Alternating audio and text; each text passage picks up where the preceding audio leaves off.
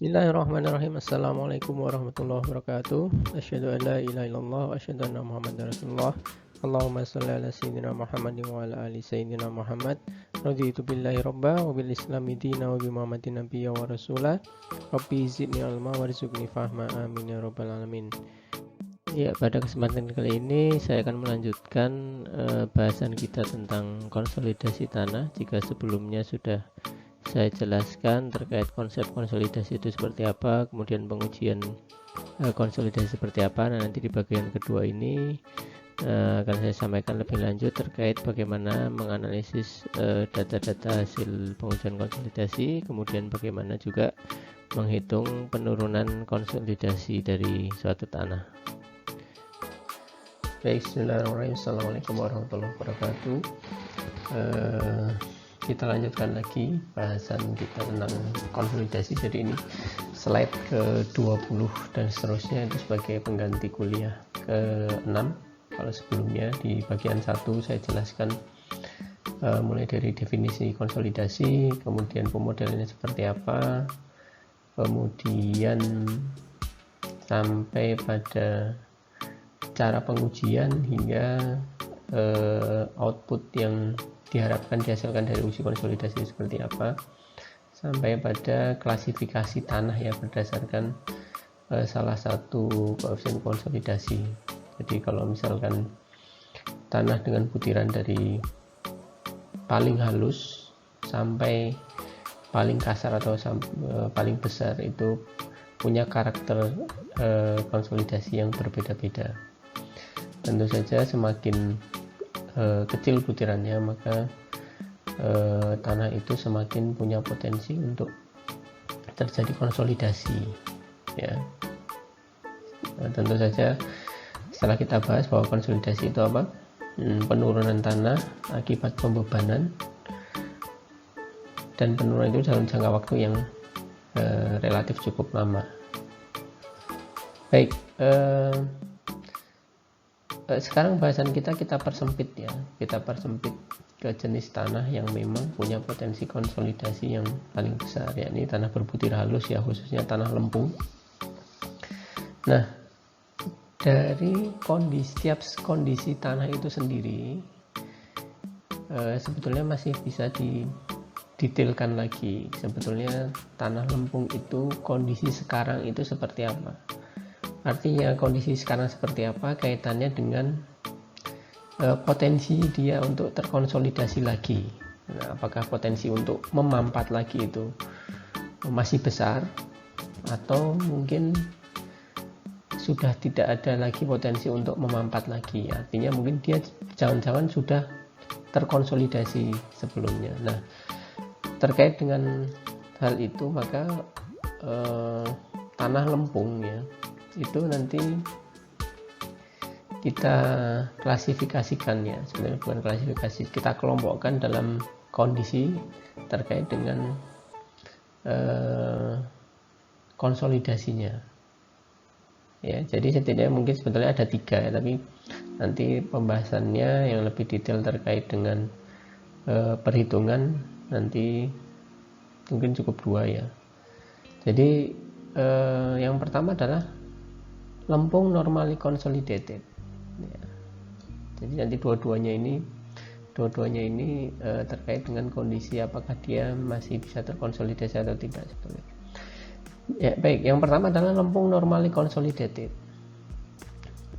Definisinya seperti apa? Jadi mungkin bisa berbeda cara penyampaiannya ya. Mungkin kalau dari sisi tegangannya. Jadi kalau kita punya tanah lempung ya di lapangan ya, kalau misalnya tegangan efektif pada satu titik ya, tegangan efektif itu apa? Tegangan efektif itu adalah tegangan yang hanya diberikan oleh butiran tanah efektif saja ya. Tentu saja kalau dilambangkan dengan apa? Sigma aksen. Sigma aksen itu besarnya apa? Gamma aksen dikalikan H atau kedalaman. Nah, dikatakan dia normally consolidated itu kalau tegangan efektif ya yang berlaku saat ini, ya kita punya tanah, ya. Kemudian ini pada titik tertentu kita tinjau, ya, kedalamannya H, ya. Dia punya gamma efektif misalnya. Maka tegangan yang terjadi yang kita hitung saat ini misalnya ketemunya misalnya ini misalkan 16, ini pada kedalaman 10 meter. Misalkan 160 kilonewton per meter persegi. Ya.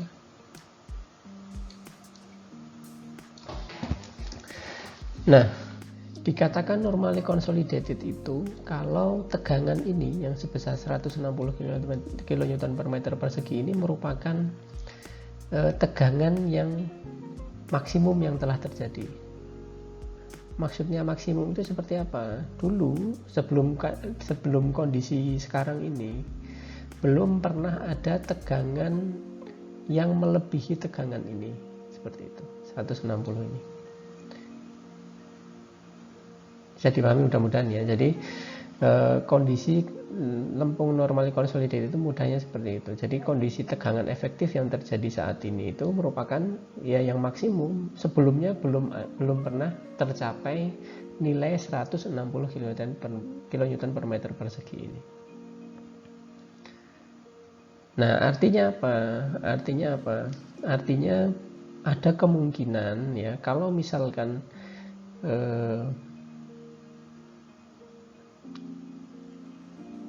tanah ini menerima tambahan beban, ya, maka dia punya potensi untuk bisa terkonsolidasi lagi dibandingkan dengan tanah yang non normally consolidated, misalnya nanti over consolidated, nanti kan saya jelaskan lagi.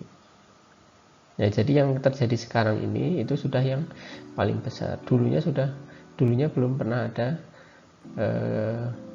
tegangan yang lebih besar dari ini. Nah, ini membedakan dengan tanah yang jenis kedua. Ini lempung normally lempung over consolidated. Ya. Jadi sebaliknya, kalau misalkan kita punya tanah atau sama ya tanah ini di tempat lain lah, atau mungkin di bagian sebelahnya,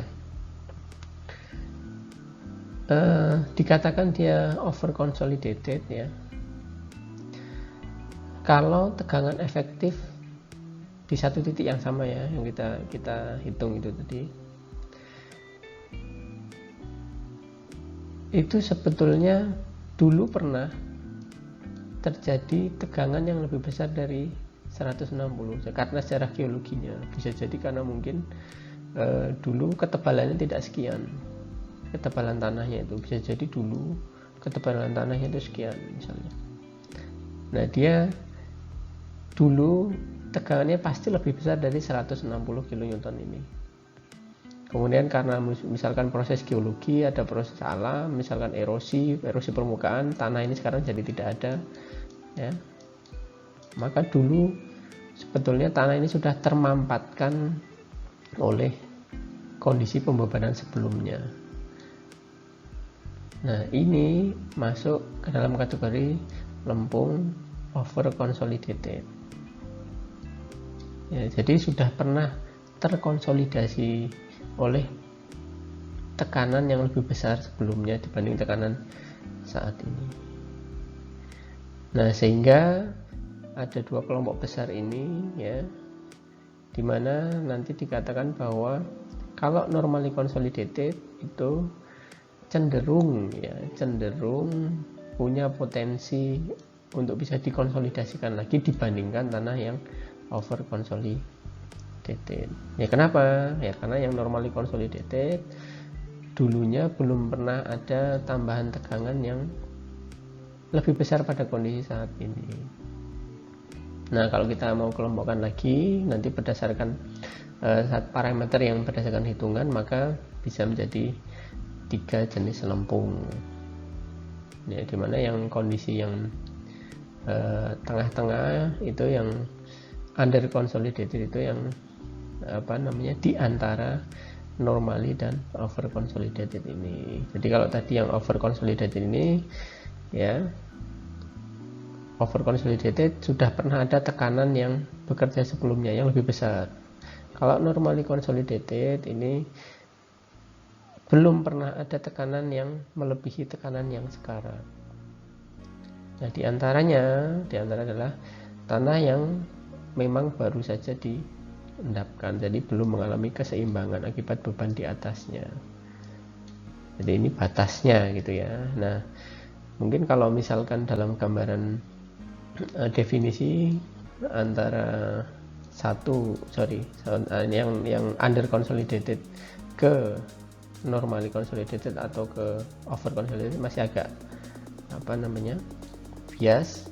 Nah, maka perlu diukur dengan salah satu parameter, yakni over consolidated ratio yang akan kita bahas di slide selanjutnya. Ya, baik. Saya jelaskan tentang parameter untuk mengukur, untuk menentukan jenis tanah, untuk menentukan kondisi tanah lempung kita saat ini, apakah dia masuk normally consolidated atau over consolidated ya, normally consolidated atau over consolidated. Nah, kalau misalkan kita katakan tadi kita di sebelumnya bicara tentang tegangan efektif saat ini. Jadi saya lambangkan sigma ya, sigma 0 ya. Sigma 0 efektif saat ini. Ya. Maka kadang-kadang dituliskan juga dengan P0. Ya. Jadi jangan bingung kalau misalkan nanti terkadang ada yang menuliskannya P0, kadang-kadang ada yang sigma 0. Artinya yang penting Anda paham ini menunjukkan tegangan efektif tanah. Ya, lagi-lagi kita harus review lagi ke pemahaman mekanika tanah 1 ya, mekanika tanah dasar. Tegangan tanah itu akibat apa kan, lagi-lagi harus diingat tadi, berat volume tanah efektif dikalikan dengan kedalaman, atau kadang juga Z, kadang H ya, jangan bingung. Yang penting Anda paham tegangan efektif itu akibat butiran efektif tanahnya saja. Nah, parameter tegangan efektif saat ini dibandingkan dengan tekanan prakonsolidasi. Nah, tekanan prakonsolidasi itu apa? Tekanan yang terjadi sebelumnya yang menyebabkan tanah saat ini apakah dia sudah terkonsolidasi atau masih normali ya. Nah, kalau misalkan dikaitkan dengan parameter itu, maka tanah yang normally consolidated itu adalah tekanan overburden efektif saat ini. Jangan bingung lagi dengan pemahaman overburden itu apa ya. Overburden itu akibat beratnya sendiri ya. Jadi saya ulangi ya.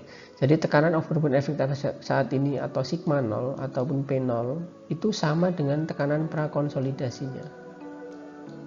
Nah, itu disebut normally consolidated. Kenapa ini dikatakan sama? Karena definisi sebelumnya apa? Ya, ini sudah yang maksimum ya. Yang terjadi saat ini sudah maksimum. Maka sebelumnya maksimal ya sama, tidak mungkin melebihi. Maka dia masuk normally. Nah, normal itu dianggap memang sama dengan tekanan prakonsolidasi sebelumnya. Dianggap bahwa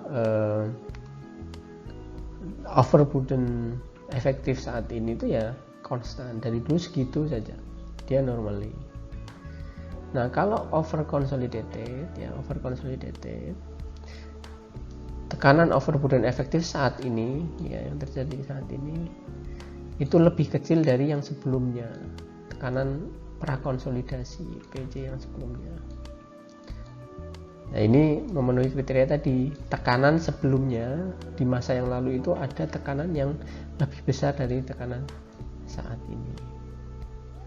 Maka dari sini untuk menentukan apakah dia normally, over atau under, itu ada perbandingan antara tekanan prakonsolidasi dengan tekanan overburden efektif saat ini. Ini dinamakan over consolidated ratio ya. Nah, dia dikatakan normally kalau OCR-nya nilainya 1. Normally consolidated. Dia masuk over consolidated kalau lebih besar dari 1, artinya apa? Tekanan prakonsolidasinya lebih besar dari yang saat ini. Nah, kalau under consolidated artinya dia masih belum terkonsolidasi ya, belum, artinya masih dalam proses pengendapan, maka dia under.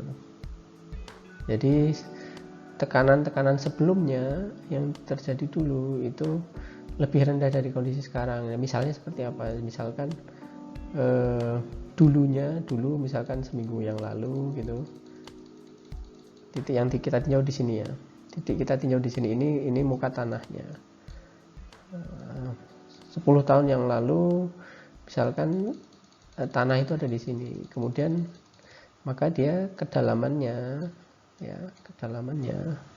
misalkan baru 10 meter, tiba-tiba misalkan ditimbun, sekarang kan sekian. Nah, ini sekarang, dulu yang ini dulu lebih kecil dibandingkan dengan yang sekarang, tekanan overburdennya seperti itu ya.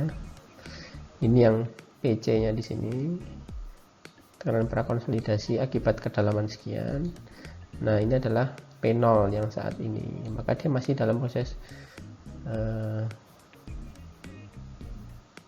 konsolidasi atau masih dalam proses penurunan. Ini kebalikan dari yang over consolidated tadi. Kalau over consolidated dulu kondisinya ini, sekarang kondisinya di sini, seperti itu. Nah, tinggal nanti kita harus bisa apa istilahnya, mencari nilai tekanan prakonsolidasi itu ya, tentu saja berdasarkan pengujian konsolidasi yang kita lakukan di laboratorium. Ya, baik, sebelum kita masuk ke analisis ya, analisis bagaimana penentuan tekanan prakonsolidasi, mungkin saya sedikit sampaikan. Jadi di pertemuan sebelumnya bahwa kita bahas bahwa pengujian konsolidasi ya, pada satu sampel dengan ketebalan tertentu itu adalah untuk mengetahui karakteristik atau mungkin potensi konsolidasi dari tanah yang kita ambil sampelnya itu, atau kita ingin tahu koefisien konsolidasi dari tanah itu seperti apa.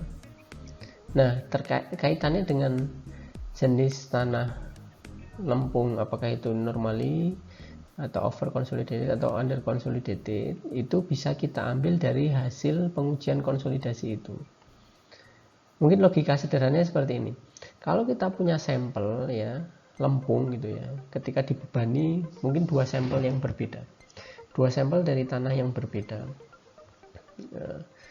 Nah, sama-sama keduanya dibebani dengan beban yang sama, perlakuannya sama, waktu pencatatan sama, tetapi responnya terhadap beban itu berbeda. Mungkin yang lempung yang satu dia punya kecepatan pemampatan yang lebih besar dibandingkan sampel yang kedua, satu dibandingkan kedua. Nah, tentu saja data yang didapatkan dari sampel 1 dan 2 ini akan berbeda. Nah, kalau misalnya kita detailkan, tentu saja nanti kita bisa menentukan, oh berarti tanah yang sampel 1 ini yang punya pemampatan lebih cepat ini, dia masih belum sepadat sampel yang kedua, misalnya seperti itu. Nah, itu mungkin sedikit gambaran bahwa kita bisa menentukan jenis tanah ini masuk ke normally atau ke over consolidated atau under consolidated dari situ. Itu logika sederhana seperti itu. Sehingga kalau kita tarik ke dalam hasil analisis yang tentu saja nanti lebih kompleks dari itu ya, nanti kita bisa tentukan apakah tanah itu masuk normally consolidated, over consolidated, atau under consolidated. Yang under consolidated itu bisa, yang paling mudah nanti adalah under atau over. Kalau normally ya, kalau pas memang nanti ketemunya itu tekanan prakonsolidasinya sama dengan kondisi saat ini, itu nanti dia normally seperti itu. Nah, kita kembali lagi ke data pengujian konsolidasi. Jadi kembali lagi ke data konsolidasi. Kalau kita sudah menguji ya sampel dalam pembebanan yang 6 kali pembebanan ya, 6 kali pembebanan. Jadi sampel 1 dibebani dengan tekanan sekian, tekanan tertentu, ini adalah akar waktu dan seterusnya. Kemudian kita analisis. Jadi di sini nanti akibat tekanan pertama maka akan menghasilkan angka pori 1 dan seterusnya. Jadi kemudian ini beban kedua, tegangan kedua juga sama, akan menghasilkan nanti angka pori yang kedua dan seterusnya. Maka kita akan punya titik-titik hubungan antara ini adalah angka pori dengan tekanan. Maka ini disajikan dalam logaritmik ya, ini adalah log tekanan. Nah, kan sebelumnya sudah kita bahas ya, maka misalkan titik-titiknya itu kita sudah tentukan, maaf ini kurang besar ya. Ini ya, titik-titiknya mengikuti yang garis merah ini, Nah ini seperti ini. Nah ini tidak lain sebetulnya dari apa? Dari ada titik 1, titik 2, 3, 4, 5, 6. Nah, ini kita buat grafik seperti ini kan. Nah, kalau di unloading kan nanti seperti ini. Nah, cara menentukan tekanan prakonsolidasi ya, itu yang pertama adalah dari grafik kelengkungan yang ini tadi, grafik kelengkungannya seperti ini ya. Kita pilih dengan pandangan mata, jadi tidak bisa berbeda-beda masing-masing. Titik dimana punya jari-jari yang minimum, nah, tidak lain adalah puncak kurva. Nah ini karena visual nanti akan berbeda. Nah, puncak kurva atau titik dengan jari-jari minimum itu mungkin kalau misalnya kurva kita itu ekstrim seperti ini ya, maka puncaknya ini, titiknya ini. Artinya apa? Dia punya kelengkungan jari-jari yang paling pendek di sini, titik pusatnya di sini. Ya. Maka ini puncak. Atau bisa jadi kalau misalnya yang lebih mudah lagi adalah pergantian kelengkungan dari awal, kemiringan awal ke kemiringan akhir. Nah, maka titik puncaknya di sini. Ya, titik puncaknya di sini. Nah, titik puncak di lengkung kita ini ada di mana? Ya, titik puncak lengkung kita ini ada di mana? Ya, kita kira-kira saja lah, kira-kira mungkin di titik sini ya. Mungkin di titik sini. Ya, mungkin di titik sini. Jadi lengkungan awal, ini lengkungan akhir. Maka di titik sini, maka di titik grafik kita ini ada di sini ya, ada di sini. Kita lihat, sebentar. Ada di sini. Nah, titik A ini. Oke. Nah, dari titik A ini kita gambarkan garis horizontal atau sejajar dengan apsis. Sejajar dengan apsis itu mana? Ya sudah. Yang warna kuning ya, sejajar dengan apsis itu berarti dari titik A kita tarik garis horizontal ke sana. Nah, ini garis horizontal. Kemudian gambarkan garis singgung pada kurva melalui titik A. Nah, garis singgung ini juga merupakan garis yang tegak lurus dengan garis diameter atau garis jari-jari. Jadi kalau misalkan kita punya lingkaran ya, biar kita paham. Jadi kalau misalkan kita punya lingkaran, kemudian kita punya titik A di sini, titik A di sini ya, maka garis singgungnya adalah yang tegak lurus dari yang ke arah ini, garis ke arah jari-jari, maka garis singgungnya adalah yang tegak lurus. Sorry, ini aduh nggak bisa susah ya. Nah ini garis tegak lurus. Maka di sini sama, garis tegak lurus singgungnya itu mana? Berarti singgungnya adalah dari titik A singgung ke sana. Nah ini garis singgungnya nih. Mudah-mudahan terlihat ya. Nah garis singgungnya ini.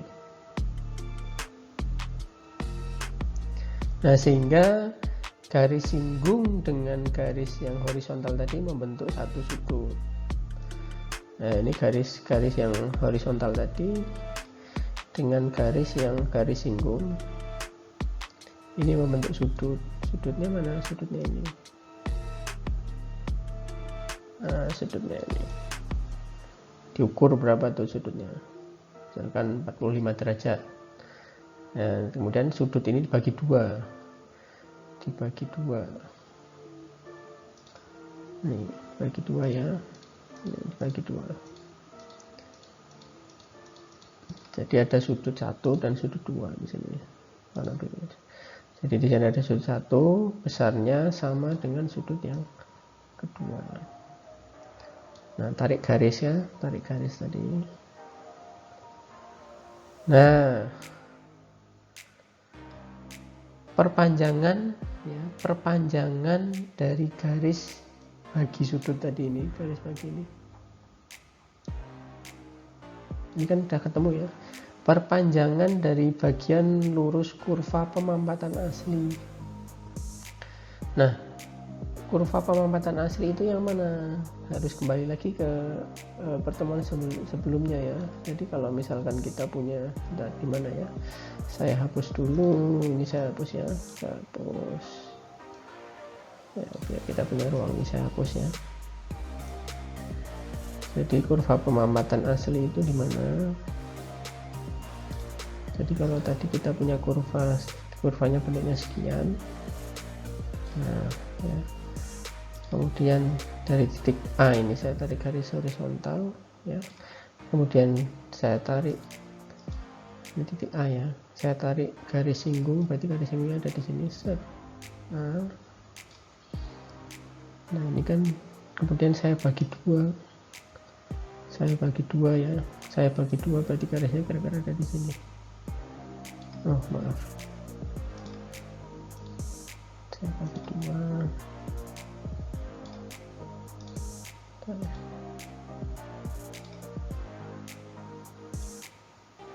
Nah katakan bagi dua sini. Sorry, sebagai dua ya, intinya paham ya, ini bagi dua. Nah perpanjangan bagian lurus kurva pemampatan asli ya, kurva pemampatan asli itu ditarik dari bagian bawah sini.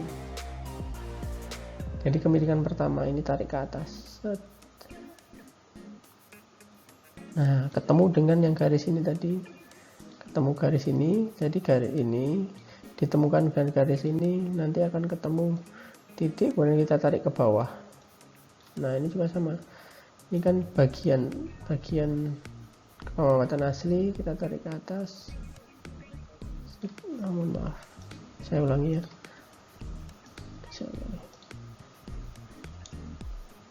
Jadi pemampatan asli dari sini kita tarik ke atas.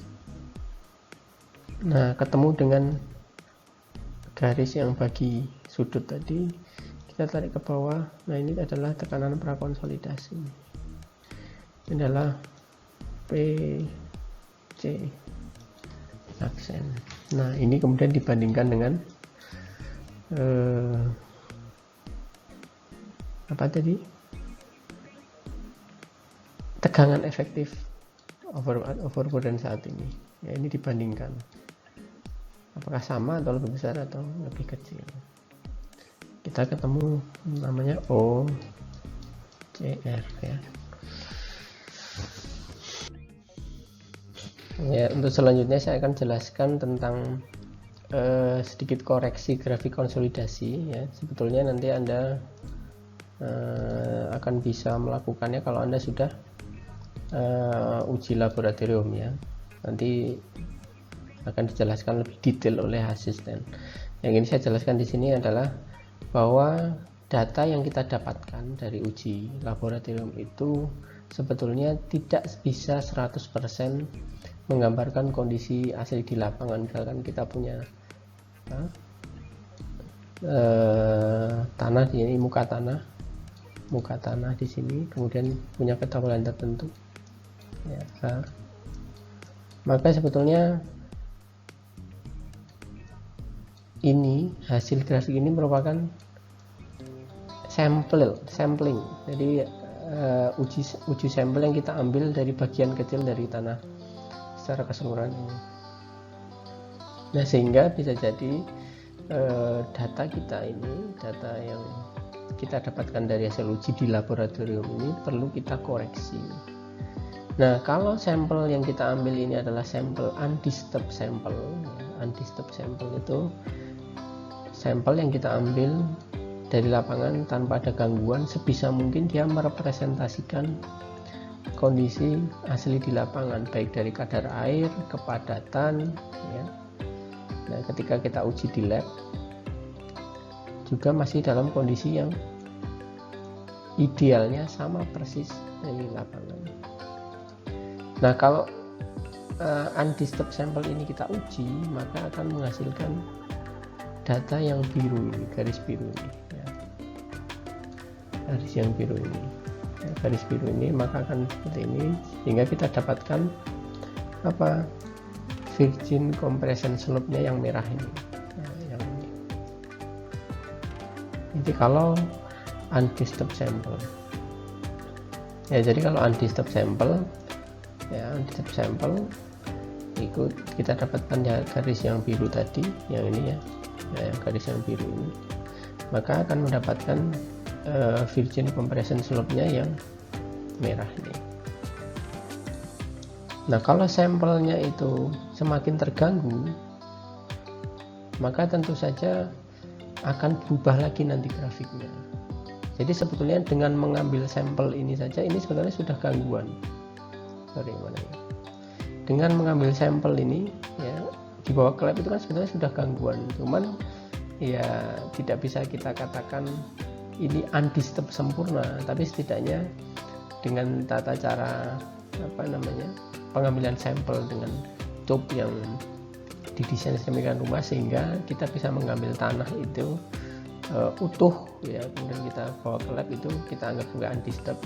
Itu saja sebetulnya sudah merupakan gangguan, tapi kita anggap undisturbed atau tidak terganggu lah ya. Nah, apalagi kalau misalkan sampelnya itu bukan undisturbed tapi remolded ya, remolded sampel nih. Remolded sampel itu tanah sampel yang kita uji di laboratorium merupakan hasil buatan kita. Artinya buatan kita ya kita bentuk ulang sedemikian agar mirip dengan kondisi di lapangan, dari kadar air ya, kemudian volume dan berat volume tentu saja. Nah, ada kalau berat jenis kan ya tentu saja sudah bawaan dari butirannya ya. Nah, sehingga kalau remolded ini nantinya garis virgin compression slope yang dihasilkan itu bukan yang merah ini. Kalau ini kan tadi yang undisturbed. Nah, kalau yang remolded itu garis yang titik-titik hitam ini. Nah, semakin besar gangguan terhadap satu sampel, itu akan mengurangi kemiringan virgin compression slope ini. Paham ya? Jadi balik ya. Oke. Nah, tadinya misalkan ini adalah kondisi undisturbed, maka kalau disturbed terganggu itu lebih landai lagi ya, lebih landai lagi. Artinya berarti kalau misalkan sampelnya itu bukan sampel asli, bukan sampel yang diambil ya, maka secara logika kemiringannya akan lebih curam lagi. Ya kenapa ya? Karena ini pun sebenarnya sudah terganggu. Maka menurut Smetman sebetulnya aslinya di lapangan, kalau kita uji di lapangan itu bukan ini virgin compression slope-nya, tapi ada di sini. Ini kalau asli ya, uji in situ atau uji di lapangan. Kalau undisturbed di sini, kalau yang tadi remolded tadi di mana? Di sini. Nah, artinya semakin besar gangguan akan mengarah pada kemiringan yang lebih landai di sini ya, sana. Nah, ini nanti yang harus Anda lakukan. Jadi mengkoreksi ya. Mengkoreksi grafik konsolidasi. Ya, menurut Smetman bahwa nanti aslinya nanti akan berpotongan di 0,42 E0. E0 nya itu di mana? E0 nya kita sudah punya data E0 ya, maka menurut Smetman di 0,42 E0 ini akan ketemu virgin compression slope yang kita dapatkan dari hasil lab, itu akan ketemu dengan titik di sini ya, di titik di sini ketemu juga dengan garis yang aslinya kalau diuji in situ di sini. Berarti yang aslinya kan di sini garisnya. Nah, titik G. Titik G ini di mana? Titik G ini tidak lain ya, nanti rata dengan kondisi E0. Nah, gitu ya.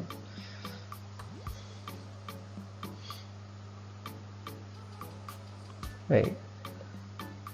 Kita lanjutkan untuk koreksi grafik konsolidasi. Tentu saja kita kalau dari data sebelumnya kita sudah bisa memisahkan tanah itu dia masuk normally consolidated atau over consolidated. Nah, kalau normally consolidated lebih sederhana koreksi grafiknya. Tadi titik F sudah tahu ya, ketahuan di mana tempatnya. Jadi garis pertemuan antara virgin compression slope tadi dengan garis horizontal di 0,42 E0 ya. Ya, tahu titik F-nya ketemu. Nah, kemudian kalau normally langsung dihubungkan dengan titik G. G itu apa? Kan tadi sudah titik G ini, G itu di mana? G itu adalah karena normally maka tekanan prakonsolidasinya ini sama dengan sigma 0. Tinggal tarik ke atas ya, kemudian dihubungkan dengan E0. Jadi mula-mula tekanan pori mula-mula ketahuan titik G, tinggal ditarik. Maka ini adalah koreksi virgin compression slope kalau kita uji di lapangan seperti yang di sini. Oke, nah kalau misalkan yang jenis tanahnya tadi bukan normally tapi over consolidated, maka F tadi yang tadi sudah kita ketemukan tadi dihubungkan dengan H. Nah, H ini PR lagi nih, PR. Dimana dapat dari garis H itu ya? Dimana garis H itu? Maka kita harus menggambarkan dulu grafik unloadingnya ya. Jadi garis GH ini sejajar dengan garis unloading di sini. Nah, berarti kita gambarkan dulu garis unloadingnya ini ya. Nah, kita tarik ke atas sana sejajar ya. Jadi ini garis GH ini sejajar berpotongan dengan sigma 0 berapa, ini akan ketemu G, kemudian yang berpotongan dengan tekanan prakonsolidasi akan ketemu dengan H yang tadi awal ya. Jadi ini garis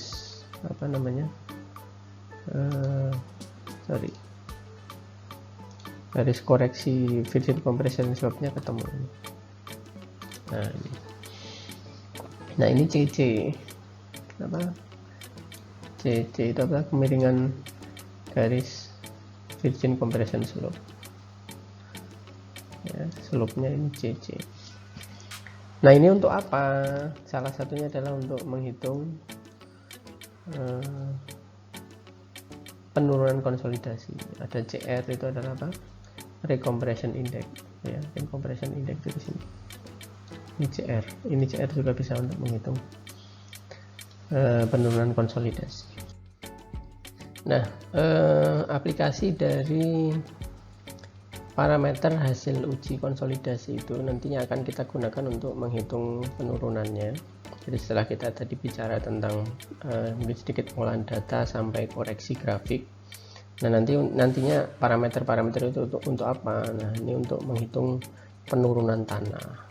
Baik, sebelum kita masuk ke yang lebih detail metodenya seperti apa, jadi gambarannya seperti ini. Jadi kalau misalnya kita punya satu muka tanah ya, tanah ini merupakan tanah yang punya potensi konsolidasi terkonsolidasi ya, jadi tanah lempung, kemudian dia jenuh air ya, ini tanda jenuh air, ada muka airnya di sini, artinya jenuh ya. Kemudian mungkin dengan ketebalan tertentu ya. Lempung yang punya potensi terkonsolidasi dengan ketebalan tertentu. Nah, apabila tanah ini kita bebani, baik itu oleh bangunan struktur atau bangunan timbunan, misalnya timbunan tanah misalnya ya, mohon maaf, ditimbun misalnya nantinya ya, ditimbun untuk bangunan jalan ya, atau mungkin bendungan ya. Tentu saja penambahan beban di atas tanah yang punya potensi konsolidasi ini ya, nanti akan menyebabkan terjadinya tambahan tekanan ya. Di sini ada beban merata ya, mestinya seperti itu. Nah, tentu saja untuk menghitung penurunan, baik itu penurunan segera atau bentuk konsolidasi, kita butuh data parameter tanah di sini. Nah, kalau memang sudah tahu bahwa jenis tanah ini adalah tanah yang nantinya akan terjadi konsolidasi, artinya penurunan yang mungkin lebih signifikan atau lebih banyak pada penurunan konsolidasinya, artinya berarti penurunan pada jangka panjang dibanding penurunan segeranya misalnya. Maka tentu saja kita harus tahu koefisien atau parameter-parameter terkait konsolidasi pada tanah di lapisan ini ya, di lapisan ini kita harus tahu.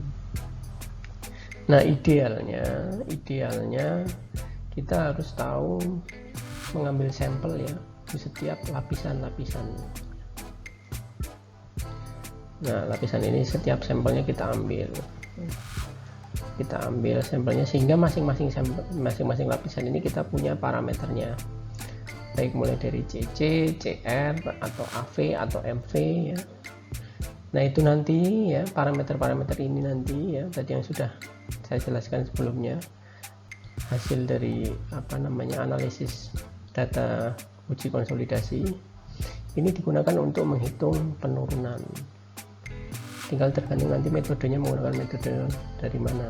Cara Amerika kita gunakan CC, CR atau CC. Nah, ini khusus untuk tanah normally, tergantung jenis tanahnya, sehingga penting kita mengidentifikasi jenis tanah lempung kita itu masuk normally atau over consolidated ya. Begitu pula dengan cara Inggris akan berbeda juga cara normally dan over konsolidasinya, seperti itu. Nah, sehingga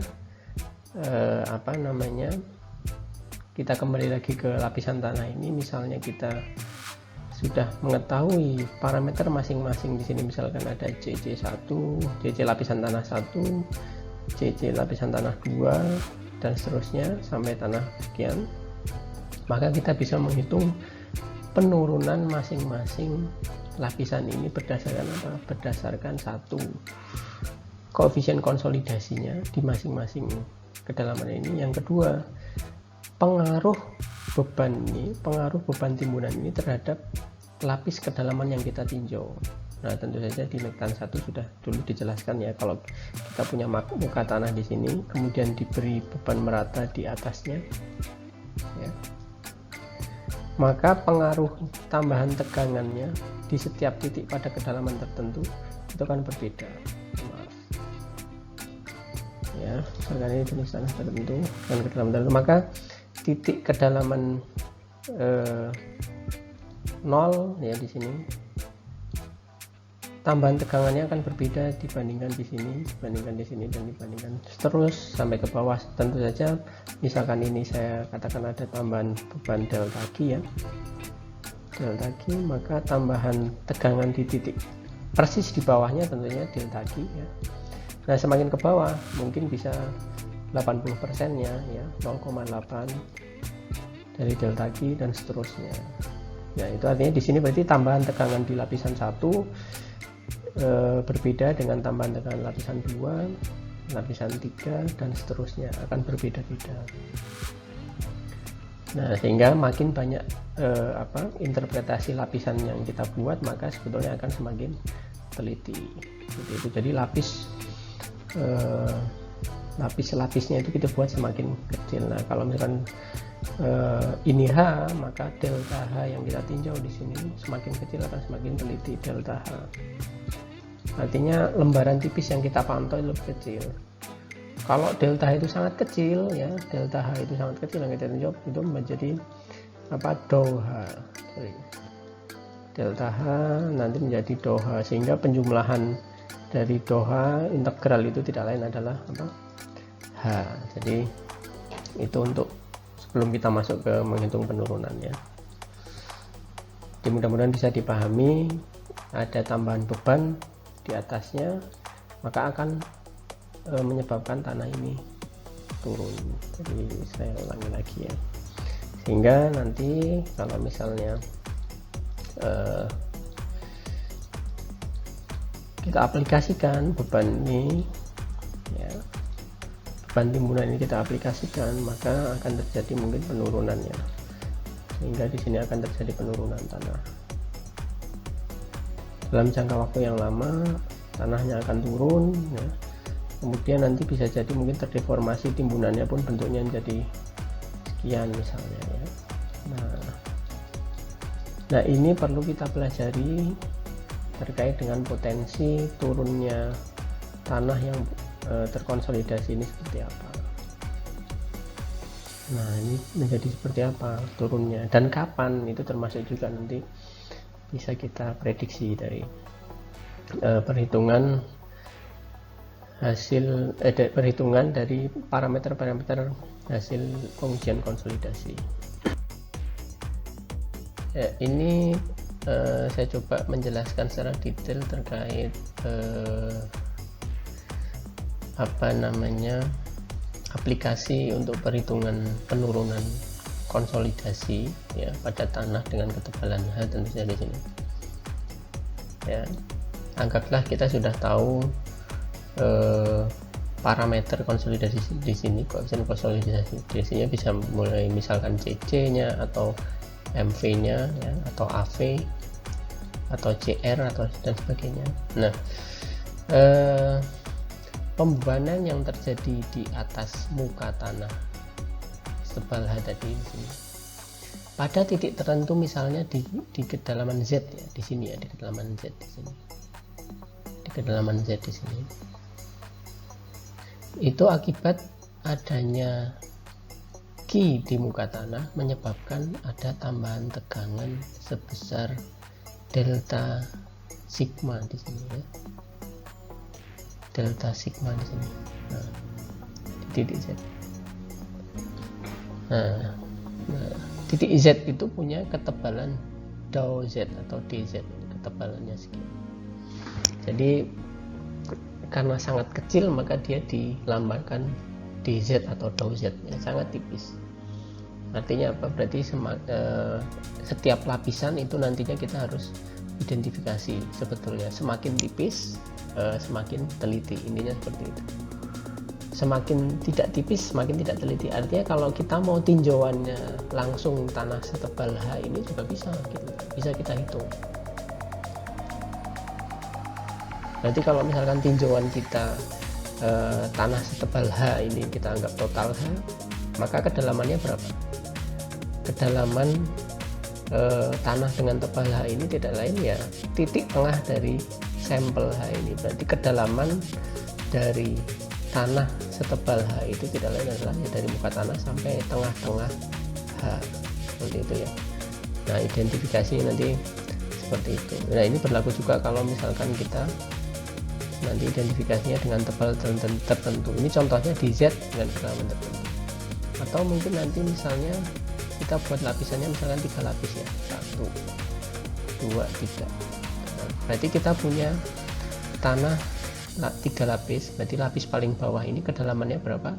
Tentu saja titik tengah di sini sampai dengan muka tanah. Ini kedalaman tanah lapis 3, Z-nya sekian. Berarti kita harus meninjau tambahan tegangan di titik Z ini berapa ya, delta sigmanya berapa, tambahan tegangan akibat beban Q. Ini di Megtan 1 sudah pernah diajarkan ya, cara menghitungnya seperti apa. Nah, ada yang paling sederhana metode 21 itu seperti apa, perbandingan antara kedalaman dan garis horizontalnya adalah 2:1 penyebaran bebannya. Nah, di sini ada Q. Nah, ini tidak perlu dibahas lagi, tapi Anda ingat lagi nanti buka lagi materi Megtan 1. Oke, gitu ya, paham ya. Jadi mudah-mudahan lapis 1 nanti identifikasi kedalamannya berapa, kemudian tambahan tegangannya berapa, lapis 2 berapa. Nah, ini artinya berarti kita menghitung penurunan tanah di ketebalan H itu adalah penurunan di lapis 1 ini ditambah penurunan di lapis 2 ditambah penurunan di lapis 3. Kalau anggapan kita 3 lapis. Kalau anggapan kita itu banyak lapis, ya tinggal dijumlah. Kalau misalnya lapisan kita ini, kemudian lapisan kita tinjaunya sangat tipis, mendekati 0, ya nanti tidak lain nanti menjadi penjumlahan dari lapisan yang sangat tipis ini tidak lain adalah integral dari dou Z, ya, integral dari lapis pada kedalaman Z tertentu. Nah, ini kita belum masuk ke formula ya, kita masih saya masih menjelaskan terkait dengan pola pikir kita untuk menghitung konsolidasi tanah dengan tebalan tertentu. Itu semakin tipis tinjauan yang kita tinjau maka semakin teliti. Mau 1 lapis juga bisa tapi kurang teliti. Nah, kemudian asumsi yang kita lakukan kalau misalkan asumsi konsolidasi itu 1 dimensi, artinya arah vertikal saja. Nah, nanti anggapannya bahwa selesai konsolidasi itu ditunjukkan dengan kenaikan tegangan efektif sebesar delta sigma ya, dari sini ya, dari sigma 0 plus delta sigma ini ya. Kemudian akibat ditambah beban maka angka purinya turun dari E0 sampai E1 di sini. Sehingga kalau kita ambil lagi formula di atas sebelumnya bahwa perubahan ketebalan ya terhadap tebal mula-mula itu juga sejalan dengan perubahan volume terhadap volume mula-mula, sejalan dengan perubahan angka pori ya, terhadap angka pori mula-mula ya. Ini perubahan angka pori terhadap angka pori mula-mula. Nah, sehingga kalau kita turunkan ya, maka perubahan angka pori dikalikan dengan kedalamannya itu tidak lain adalah penurunannya ya, sehingga kalau misalkan kita teruskan kita dapatkan tadi pada kedalaman Z itu lapis di sini misalnya, pada kedalaman Z ini itu terjadi pemampatan sebesar MV dikalikan dengan tambahan tegangannya dikalikan dengan tebal dari sampel pada kedalaman Z itu. Berapa kedalamannya? Ketebalannya yakni di dou Z. Jadi kalau kita tuliskan, oh berarti kalau misalkan pada lapis sekian itu penurunannya sekian, maka untuk lapis-lapis selanjutnya pun juga sama, tergantung dari tambahan tegangan plus dou Z nya, sehingga penurunan totalnya jadi tanah setebal H di sini tidak lain adalah penjumlahan dari penurunan lapis 1, lapis 2, lapis 3, seterusnya. Nah, kalau misalkan dou Z itu sangat kecil, penjumlahan dari keseluruhan itu adalah integral, ya, integral dari kedalaman 0 sampai H dari MV kali delta sigma kali Z, ya, seperti itu. Ya, jadi secara sederhana tadi yang rumus sebelumnya integral tadi kan sebetulnya apa? SC sama dengan integral itu sebetulnya penjumlahannya dari apa? MV dikalikan tambahan tegangan untuk masing-masing titik dikalikan dou Z, ya, dari kedalaman 0 sampai H tadi. Ini adalah kalau misalkan kita membagi gitu ya, tanah dengan kedalaman H dalam lapis-lapis yang sangat kecil, ya. Maka kalau lapisan-lapisan ini kita abaikan, artinya apa ya, dianggap satu lapis dengan tanah ketebalan H, maka penurunan tanah setebal H ini, tentu saja ini tidak teliti ya, itu ya satu lapis saja dianggap punya nilai 1 MV, ya, itu mewakili semuanya. Kemudian tambahan tegangan di titik Z, artinya berarti tambahan tegangan di tengah-tengah H ini berapa, dikalikan H itu sendiri, ya. Nah, sehingga kalau misalkan 3 lapis, ya, yang H ini 3 lapis, ya, sebetulnya terjemahan dari integral ini kalau misalkan kita buat 3 lapis, nah, berarti di sini ada MV1, di sini ada MV2, di sini ada MV3, maka kita bisa menghitung SC1 atau penurunan di pertama, penurunan di lapis kedua, dan penurunan di lapis ketiga, ya. Berarti nanti SC totalnya tidak lain adalah MV kali delta sigma di lapis 1 dikalikan tebal 1 ini berapa, H1. Nah, ini adalah lapis 1. Lapis 2 juga sama, berarti MV2 sini dikalikan tambahan tegangan di titik 2 dikali dengan tebal lapisan 3, ya. Begitu juga dengan SC3, sehingga SC totalnya adalah penjumlahan dari 1, 2, dan 3. Nah, itu kalau kita akan menggunakan dengan formula ini. Tadi kan di awal, di sebelumnya, slide sebelumnya, 3 slide sebelumnya kalau nggak salah, ada beberapa cara Amerika, dan Inggris, ya. Kemudian kalau jenis tanahnya juga akan mempengaruhi. Kalau normally consolidated berarti rumusnya menggunakan CC, over consolidated menggunakan CR, dan seterusnya. Nah, ini tentu saja juga sama, cara pikir, pola pikir kita nanti juga sama. Ini perhitungan ini bisa kita anggap langsung satu tebal kita hitung, tentu saja kurang teliti dibandingkan kalau berlapis seperti itu. Berlapis seperti ini dihitung masing-masing SC itu. Nah, ini mudah-mudahan dengan gambar ini juga makin jelas, ya, mudah-mudahan. Jadi ilustrasinya tadi bahwa integral itu bisa diganti dengan sigma itu kan jumlah, ya. SC itu berarti di sini misalkan kita anggap 4 lapis, ya, ada tanah setebal H, ya, tanah hanya. Oke. Ada tanah setebal H H di sini ya. Nah, setebal H karena ada timbunan setebal D ya.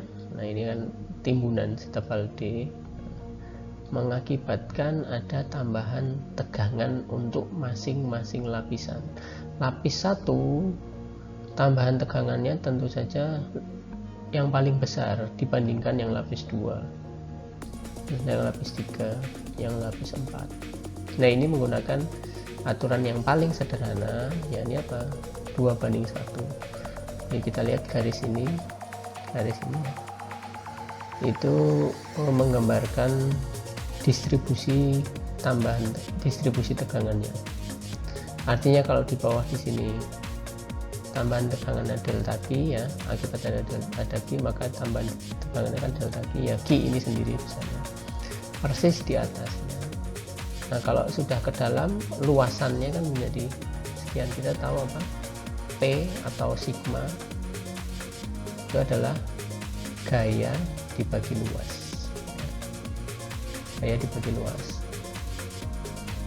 Nah, semakin ke bawah luasan dari masing-masing penyebaran beban kan semakin besar, sehingga nanti delta sigma 1 lebih besar dibanding delta sigma 2 di sini, dibanding delta sigma dan delta sigma 3 sendiri. Tentu saja nanti lapisan 1 idealnya kita punya data MV tersendiri, MV1 ya. Di lapisan 2 kita punya MV juga tersendiri, seterusnya juga punya seterusnya sendiri. Itu kalau mau menggunakan MV coefficient of volume compressibility. Tentu saja lapis 1 ini, lapis 2 dan lapis 3 tergantung dari tinjauan kita. Nah, ini sama juga nanti kalau misalkan kita mau gunakan formula yang lain. Nah, lapis 1 kita harus punya CC1 itu apa tadi, kemiringan slope compressibility ya. Kemudian ini apa, di sini ada sigma 0. Sigma 0 itu akibat tekanan overburden sebelum ada beban. Jadi sigma 0 di sini sebelum ada beban itu berapa tegangannya? Tidak lain adalah gamma aksen kali H ya. Ini juga sama, gamma aksen kali H ya. Ini adalah tambahan tegangan akibat beban. Oke, seperti itu ya. Ya, demikian tadi penjelasan tentang konsolidasi ya. Mudah-mudahan apa yang saya sampaikan bisa dipahami dengan baik, bisa menambah wawasan kita dalam mempelajari konsep konsolidasi. Jadi meskipun mungkin masih banyak yang belum bisa tersampaikan, mungkin misalnya terkait dengan waktu konsolidasi, derajat konsolidasi, dan mungkin aplikasi penggunaan teknologi vertical drain sebagai salah satu teknologi atau metode untuk mempercepat proses konsolidasi, dan masih banyak yang belum bisa disampaikan. Mudah-mudahan nanti di lain kesempatan bisa saya tambah lagi seperti itu penjelasannya. Untuk saat ini saya cukupkan sekian, kurang lebihnya saya mohon maaf. Subhanakallahumma wa bihamdika asyhadu an la ilaha illa anta astaghfiruka wa atubu ilaik. Walhamdulillahirabbil alamin. Wassalamualaikum warahmatullahi wabarakatuh.